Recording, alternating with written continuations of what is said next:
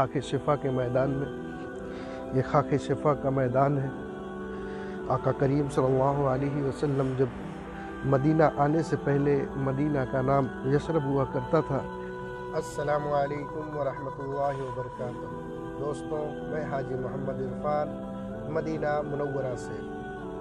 دوستوں، آج انشاءاللہ آپ کو لے چلیں گے خاک شفا کا میدان اور وہاں سے تھوڑا سا مٹی اٹھائیں گے. خاک شفا کا میدان وہ ہے، کریم صلی اللہ علیہ وسلم کی حدیث مبارک ہے کہ غبار المدینۃ الشفاء من الجذام، یعنی مدینے کی غبار جو ہے، مدینے کی مٹی جو ہے اس میں بھی شفا ہے، اور مدینے کی ہوا میں شفا ہے.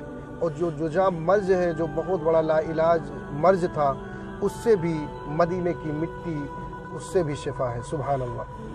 تو اس مقام پہ انشاءاللہ آپ کو دکھائیں گے، اور وہاں سے تھوڑی سی مٹی ہم لیں گے اور آپ کو وہ جگہ دکھائیں گے.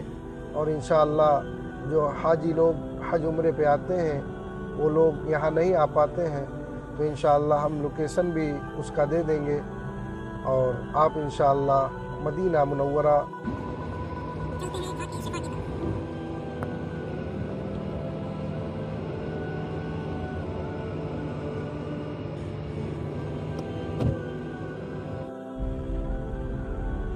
یہاں پہ ایک تاریخی چیز ملی ہوئی ہے. یہاں پہ بھی ایک کنواں ہے. انشاءاللہ مکمل ہو جائے گی تو آپ کو اس کی زیارت کرائیں. دوستو، یہ باغ میں آئے ہیں. یہ باغ ہے مدینہ منورہ میں، مسجد قباء کے قریب یہ باغ ہے. اسی باغ کی مٹی جو ہے باغ شفا بول سکتے ہیں آپ، اور خاک شفا بول سکتے ہیں. سبحان اللہ. اسی جگہ کی مٹی لوگ لے جاتے ہیں.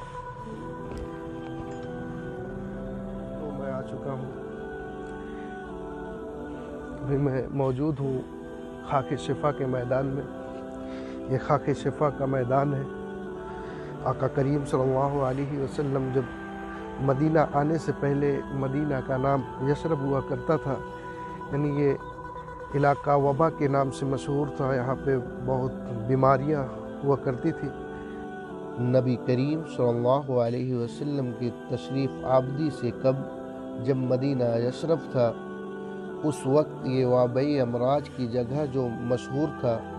لیکن جب نبی کریم صلی اللہ علیہ وسلم کا یہاں نزول ہوا، رحمت للعالمین صلی اللہ علیہ وسلم جب یہاں تشریف لائے، تو یہی مدینہ اسی کی آب و ہوا برکت والی، رحمت والی بن گئی.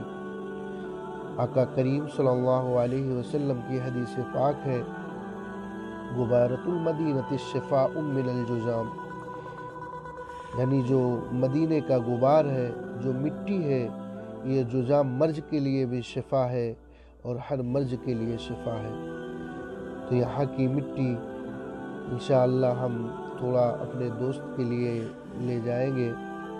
اور یہ سبحان اللہ دیکھ سکتے ہیں، یہ وہی خاک شفا کی مٹی ہے جو لوگ یہاں سے انڈین، پاکستان، بنگلہ دیش کے لوگ لے جاتے ہیں، جو لا علاج بیماریوں میں آپ استعمال کر